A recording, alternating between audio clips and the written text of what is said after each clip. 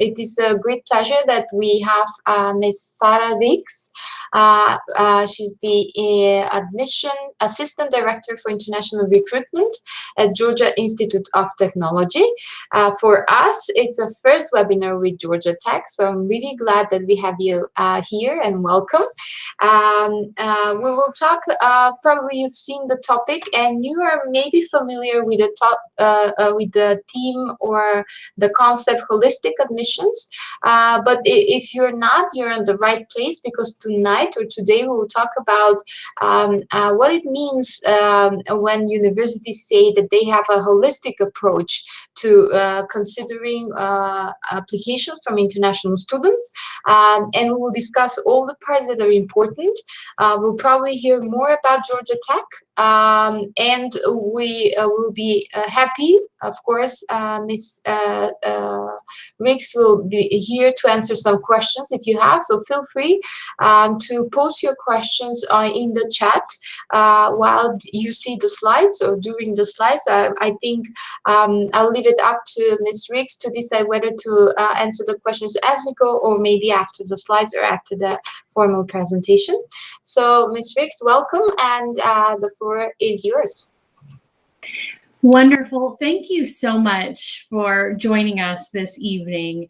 We really appreciate it and are looking forward to spending a little bit more time talking with all of you and those of you who are watching this later via recording, talking a little bit about what holistic review really means, because almost all U.S. universities are going to tell you that we review applications holistically.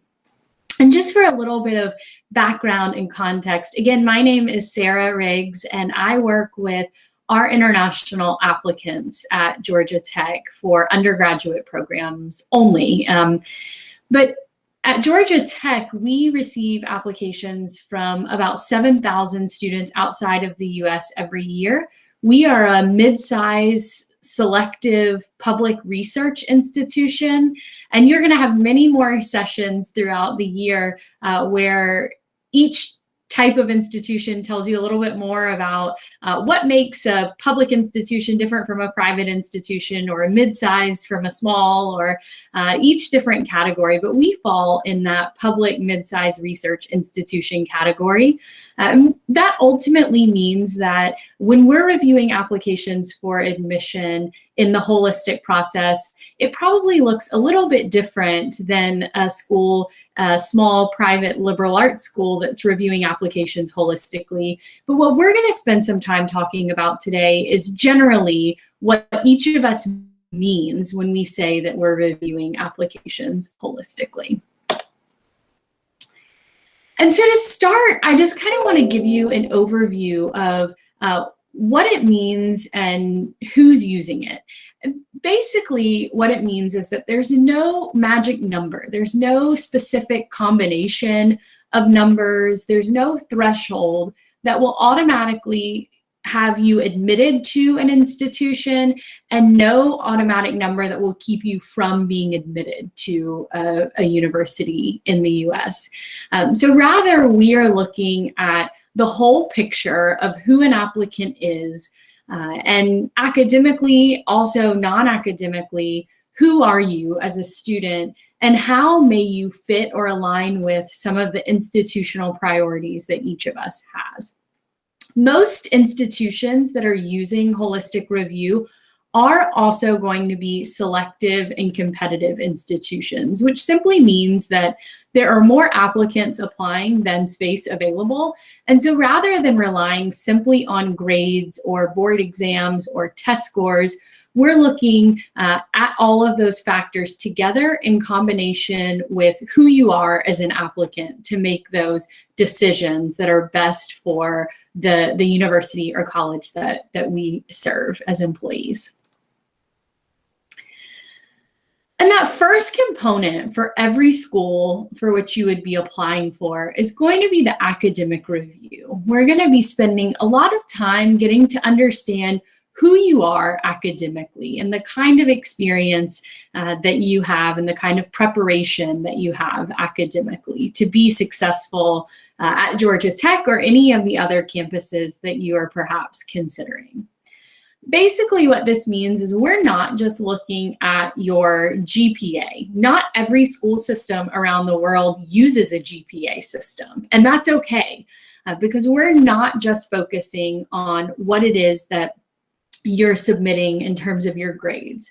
Rather, we're going to take context into consideration. We're going to spend a lot of time really trying to understand the picture of your academic experience and your particular academic preparation. So what's important to note is that, first of all, we want to understand the kind of curriculum that you are participating in. Perhaps it's a national curriculum and you have very little choice within the curriculum that you're participating in. You don't specifically choose the classes or the courses that you're taking, and it's prescribed for you. Perhaps you're in a school system where you have multiple curricula to choose from. Maybe it's an international department versus the national curriculum. Or perhaps you're in a setting where you're choosing the different focus or different stream of what courses you should be taking within a particular curriculum. In each of these instances, it's okay. We are not favoring one over the other. All that we will suggest to you is that you take the curriculum or the courses to the best of your ability within that curriculum. We'd expect for you to be selecting the most rigorous, the most demanding coursework that's best preparing you for what it is you might want to study in university. That's probably going to look a little bit different if you're interested in studying the liberal arts versus if you're interested in studying engineering. For instance, at Georgia Tech, if you're applying to one of our engineering programs and you have a high level of math available, or you're in an international program where you're participating in an international baccalaureate program, or you have a national curriculum where you can select the most demanding math course, and you're applying to study mechanical engineering and you didn't select the most challenging math course, that may give us a little bit of concern in the review of your application. What we would expect or anticipate is that all of our students are preparing themselves to the best of their ability to pursue what it is they're interested in studying at the university level. That idea of rigor, once again, is important because we want you to be challenging yourself the most that you can so that you're academically prepared. The very baseline of holistic review, the bare minimum, is that at each institution reviewing holistically, we're asking the question, is this student academically prepared to be successful on our campus? And that is a yes or no answer in the context of what curriculum or what coursework has been available to you. So we want to ensure that our students that we're admitting certainly can be successful on our campuses. And once we identify, yes, that students can be successful on our campuses, we're going to go into the other elements of review that help us discern whether or not students are the best fit for our campus after we know that you can be academically successful. I will also note that under academic review, of course, once we discern within the appropriate context what courses you were taking, we're going to determine how you are performing in those classes. We're going to look at your grades, your exam marks, or your internal results. We're also going to look at any board results, any external exams that you have been participating in, and seeing how you have performed on those exams as well. And then finally, many US institutions still do require an SAT or ACT exam score, regardless of what other board exams you might be taking. Currently, as many of you have probably seen, many US institutions are starting to waive that requirement or become test optional in light of the global COVID-19 pandemic, making SAT and ACT testing largely inaccessible to students both in the US and outside of the US. And so you'll start to see over the next year or 2 years that perhaps that standardized testing requirement is no longer there for many institutions, but continue to make sure that you're checking each individual institution specifically to see whether or not that's the case.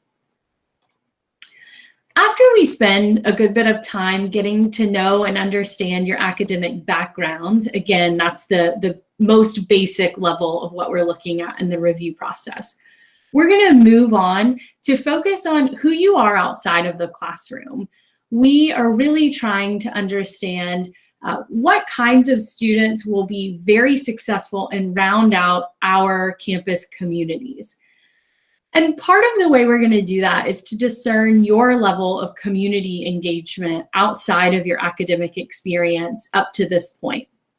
And what we mean by community engagement is, where are you committing your time? Where are you committing your energy, your work, your focus? What is important to you outside of the academic work that you're doing for your school?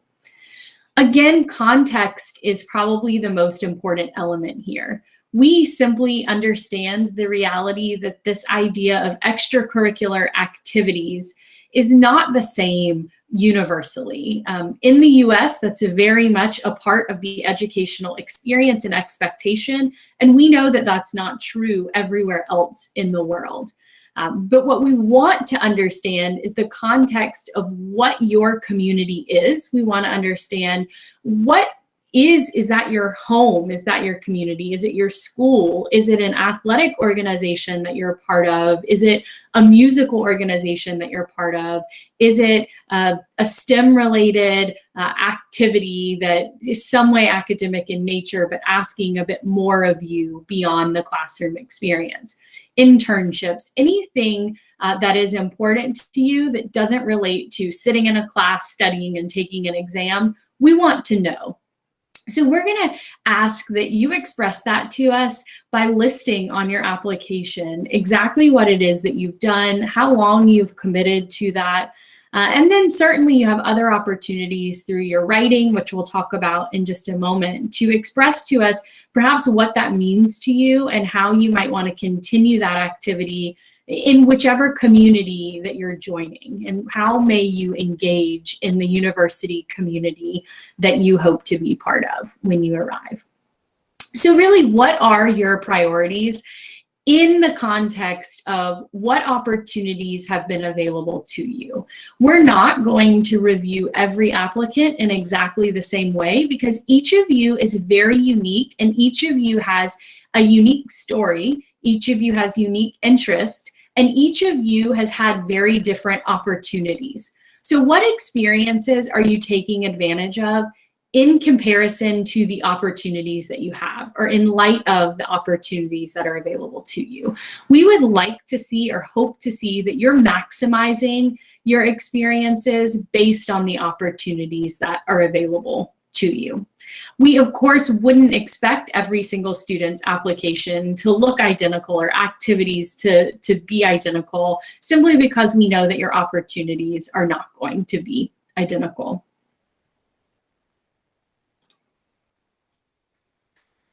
And then there are several elements of your application which are going to ask for either you or someone else to submit some elements of writing on your application.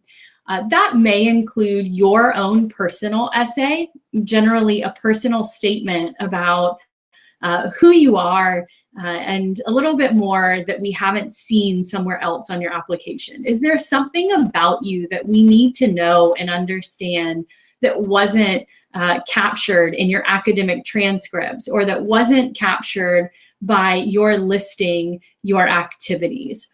I know that you're going to have another evening session where someone speaks specifically about writing essays, and that's what we mean by personal essay. So I will save that conversation for that specific presentation, but that's what we're talking about when we talk about your personal statement or your personal essay. It's that one main essay that you're probably going to send to every US institution to which you're applying.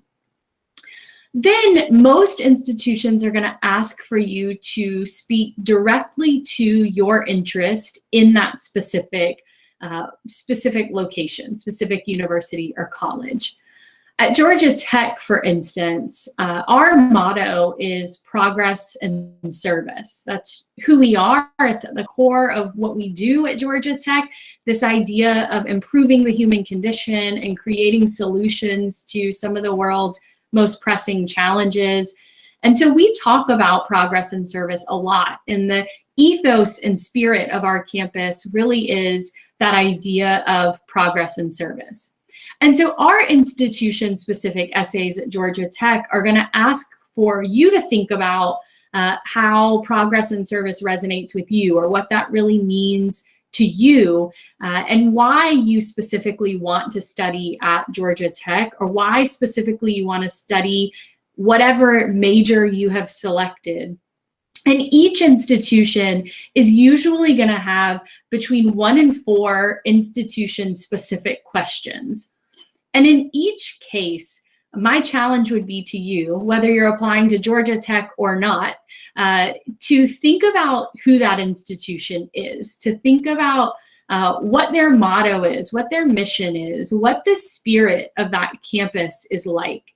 And then think a little bit about who you are. Think a little bit about what really speaks to you, what really inspires you, what's very exciting for you. And once you've thought about both of those things together, then respond to those institutional questions. Oftentimes, that leads to a much more compelling response from students when we can understand that they really know who we are as an institution, and you really know who yourselves are as students. That leads to some of that writing that makes you very compelling in the holistic review process, because it pulls you off of this two-dimensional page. It makes you more than just grades and a participant in a specific club. It really helps you come to life as a 3D applicant, and we can start to envision you as a member of our community. There are also several areas in the application where you're going to have the opportunity to include additional information or specific explanations.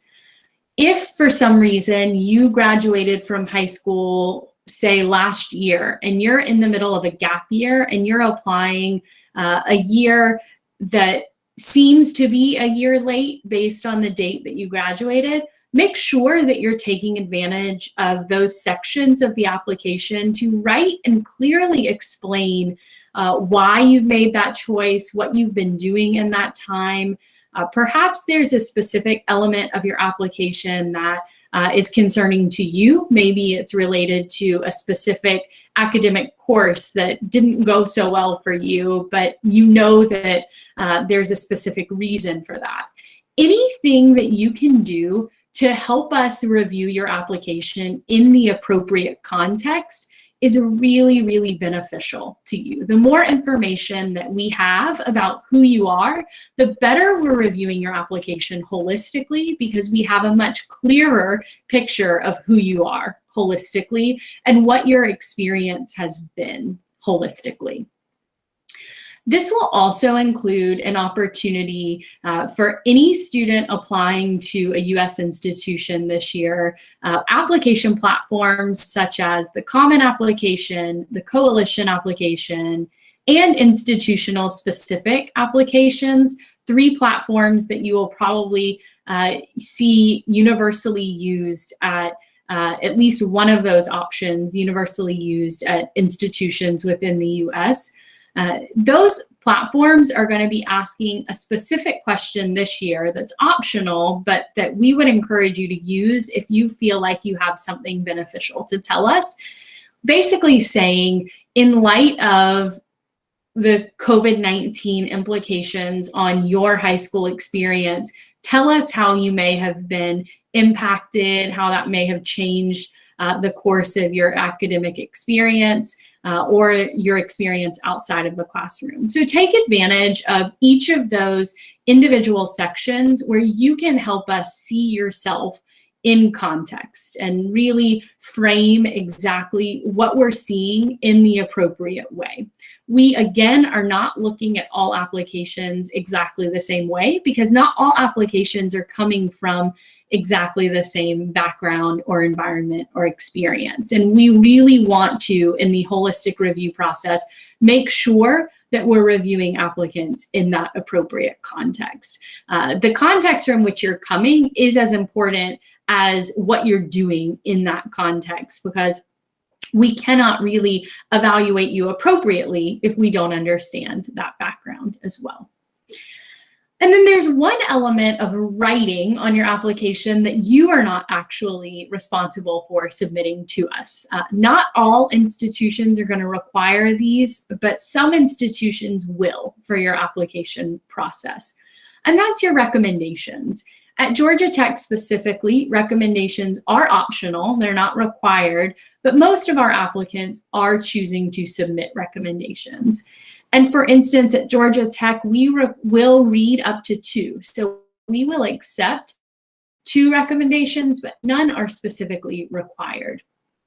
And really, recommendations are important because we can hear another voice affirm what, if you have done your job in the application process, those recommendations really are just affirming what you have already told us or shown us in your application process. And each of these items that we have talked about up to this point are things that you can control. You can help craft your story through your writing and really show us who you are. You can really choose to get engaged in your community in a meaningful way and share with us what your priorities and commitments are. And you can really take control of your academic experience and be responsible for the coursework that you're completing, as well as how you're doing in those courses. But there's one component of the holistic review process that you simply cannot control, that is just out of your hands. And this is a major piece of what the holistic review process is and what holistic review means to U.S. institutions. And this idea is institutional fit. So every single university, every single institution is going to be thinking about what their specific needs are. Any given year, a university may have different priorities. Maybe it's a priority to focus on enrolling more students from a particular region of the world. Maybe it's a priority on a new academic program that they're really looking to build students who want to study in that academic area. Or maybe it's another specific priority, students who are really well accomplished in a particular field like music or something to that effect. So each institution is going to have a specific set of priorities, and those can be the same every year, or those can change from year to year. And so part of how an applicant fits into an institution is going to be based entirely on the priorities of that institution.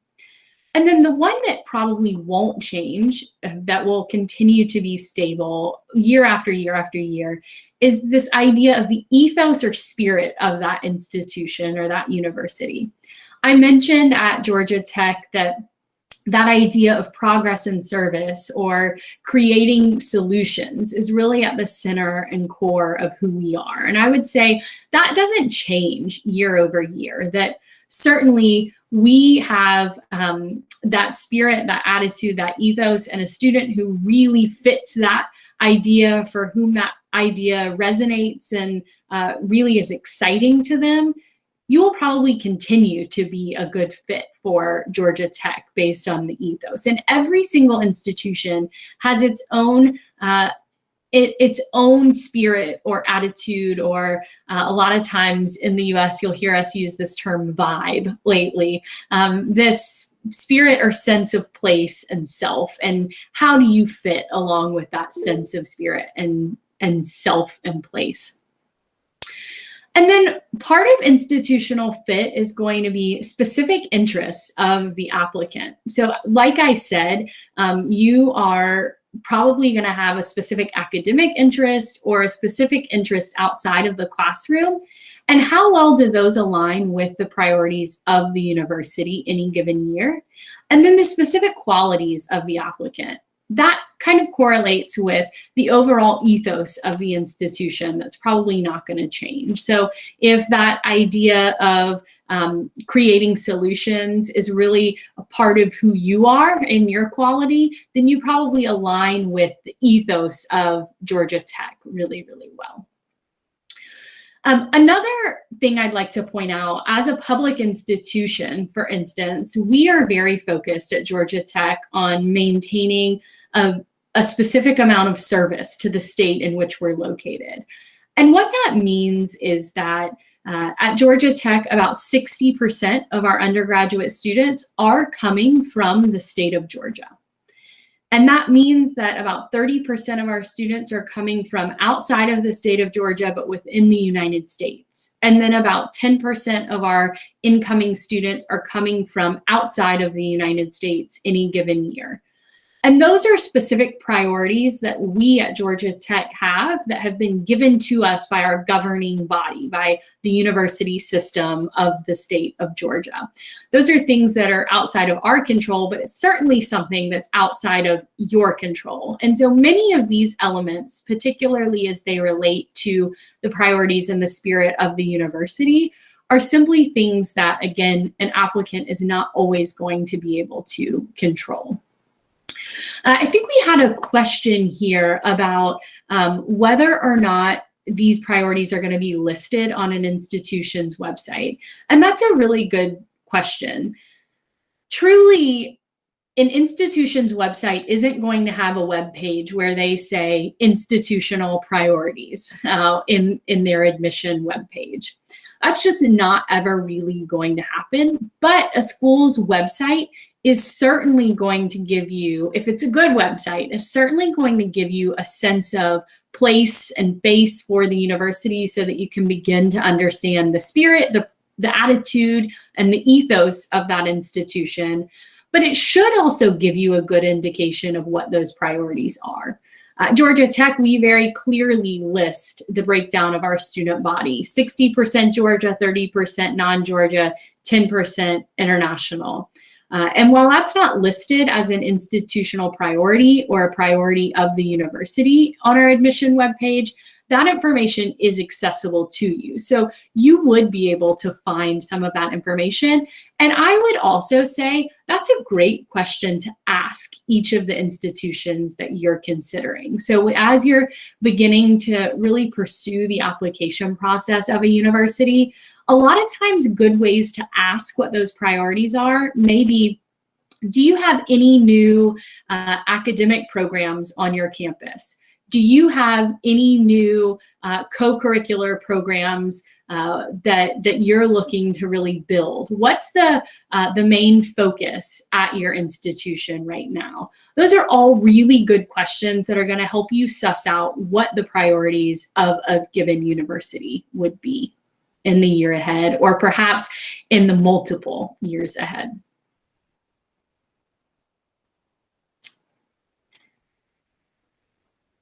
And that is everything that I've prepared to say to you, but I'm excited to answer some of your questions. I do see that one other has popped in. Before I get to that and your other questions, I just want to say thank you again for spending a little bit of time with me this evening.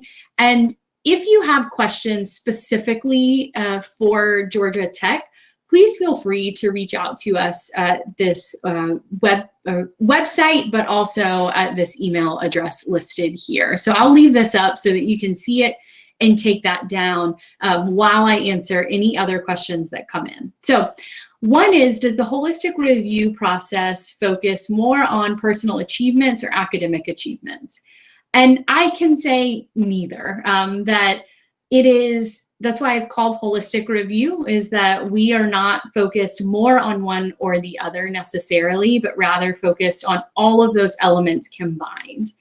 That's a really frustrating and complicated answer, I know, because it's not so straightforward. And that can be the complication or the frustration with holistic admission, is that there just isn't one magic answer, but rather in context, how have you been doing both academically and outside of the classroom? I will say that if there's such a concern academically that you may not be prepared yet or set up for success on our campuses, that's oftentimes the biggest red flag that we will see. So if you don't have that level of academic preparation needed, or that we feel like is demonstrating the potential to be successful on our campus, oftentimes that is the most important element in the application. But again, that's really just the baseline in holistic review. So we expect, especially at selective and competitive institutions, we expect that you will be academically competitive. And so then we're just spending time focusing on the context of your academic review. One other thing that I'll point out is if you have some kind of exceptional personal achievement outside of the classroom that majorly impacted your academic achievement, one example floating in my mind is this past year, we had a student who is on the Olympic ski team for their home country. So I mean, high level athlete. And they had missed several exams for ski competitions that they had attended. And so when I looked at their internal marks or internal grades, there were several failing grades that looked very concerning. But in his application, he did a really good job of expressing, actually, on these external exams and after I submitted my makeup work, I was achieving academically at a very high level. I was getting essentially A, or the equivalent of great grades in that academic subject. And then he had support in his recommendation letters that backed that information up. And that came from his school officials that told us that was true. So in that case, what I saw on the academic transcript initially wasn't really reflective of who he was academically. And in combination with that, his personal achievements were so outstanding that we understood why his academics had been impacted. So I would say that we are looking at those things together in combination, and again, really trying to suss out the level of preparation the student has and who they are in context of those opportunities.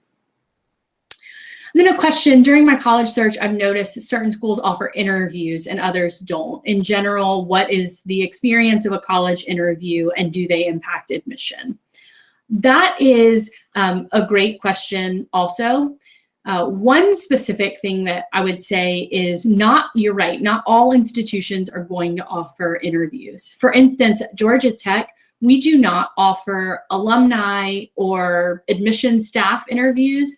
We do accept third-party recorded interviews as part of the English language proficiency process. One option for our students is to submit something like an initial view interview, which really is an unscripted session where you get to talk about something with an interviewer and demonstrate your level of English proficiency, but also you're going to have to talk about something during that interview. And so we can begin to understand more of who you are holistically if you choose to submit that. An interview is handled a little bit differently for every single institution. So some schools will require an interview from either an admission staff or an alumni interview as part of the application process.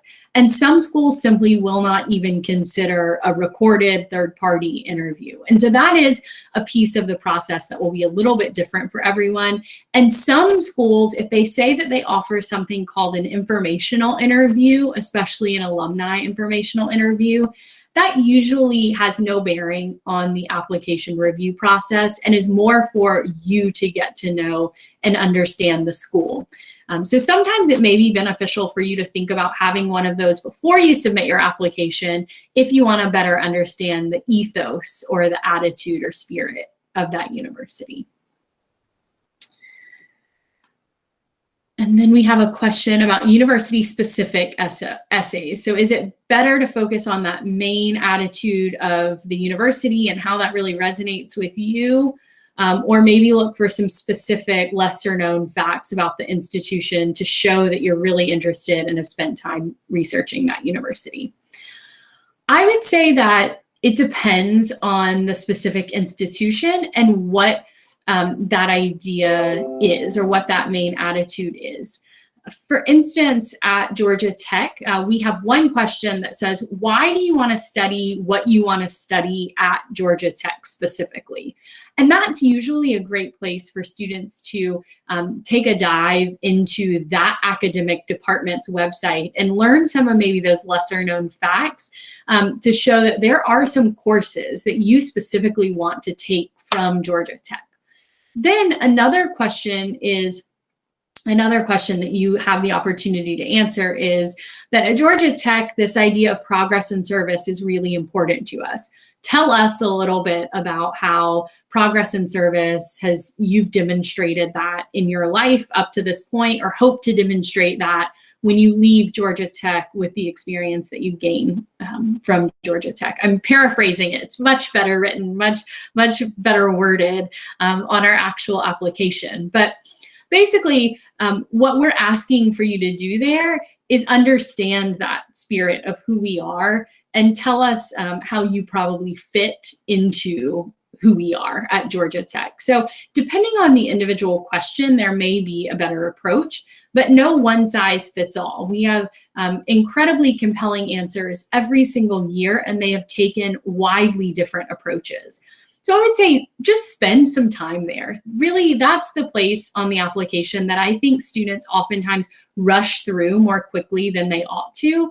This deserves a little bit of time. I would say read those questions and just think about them for a few days, maybe research on them, and then get comfortable with what is the answer, what is the approach that feels the best to you, feels the most authentic to you, and then use that approach. Yeah, a specific question about the computer science program at Georgia Tech, and I would encourage you to reach out to us to get some more insight and specific information there, because that's not really about holistic review. But yes, we have a threads program at Georgia Tech where you can tie two specific ideas into the overall major of computer science. One of those focuses is going to be artificial intelligence. More on our website, but also you can feel free to reach out to me after this at the website, the email address listed above. And then, does a low academic achievement affect your overall application? And I would say it would probably be concerning to us. Low academic achievement, again, that baseline that we're using to determine whether an applicant is competitive or not is, will this student be successful academically on our campus? And if there's a particularly concerning element of your academic achievement up to this point, I would encourage you definitely address that directly in the additional information section of your application or anywhere else that you have the ability to head on specifically address it, because any low academic performance is definitely going to be at the top of our minds as we're reviewing an application. And then there's another really good question about how does the financial situation of an applicant affect the holistic review process? And there are two separate answers to that question. One is if the student is applying to a need-aware school or a school that uses need in the admission process, oftentimes it may impact your admission decision. That if a school is committing to meeting the full demonstrated financial need of all of its applicants, it may be considering what your financial need is in the review process. Alternately, there are institutions, there are very few of them, but they do exist, that are going to be need blind, which means that they don't have any consideration of what your financial need is and will commit to meeting full financial need. More schools are going to be like Georgia Tech in that we do not consider your financial need or your financial situation at all in the review process. But then on the other side, we unfortunately have very limited and typically no scholarship or financial aid available to students from outside of the US. And so while it's not a part of the decision that we're making, it may ultimately impact the realistic feasibility of a student to enroll or not enroll at Georgia Tech. What I'll also say about that is, I mentioned that we're not considering your need, your financial situation, or your financial need at all in the review process. And while that is true, we're not specifically looking at your financial situation in the review process and considering that for its sake. We are, as I've talked about, considering context a lot, and we're considering what opportunities have been available to you. And oftentimes those opportunities are very different across the financial spectrum. And we recognize and understand that, which is, again, why we want to understand where you're coming from and what kind of experiences that you've had in context of the opportunities that have been available to you. And I think, y'all, that is all of the questions that we have. And I would just like to say once again, thank you so much for spending a little bit of time with us this evening. And I'll look forward to working with you and answering any questions that you have about this topic going forward, but also about Georgia Tech specifically, if there's anyone that we can help answer questions for. So thank you so much for this opportunity and for joining us this evening.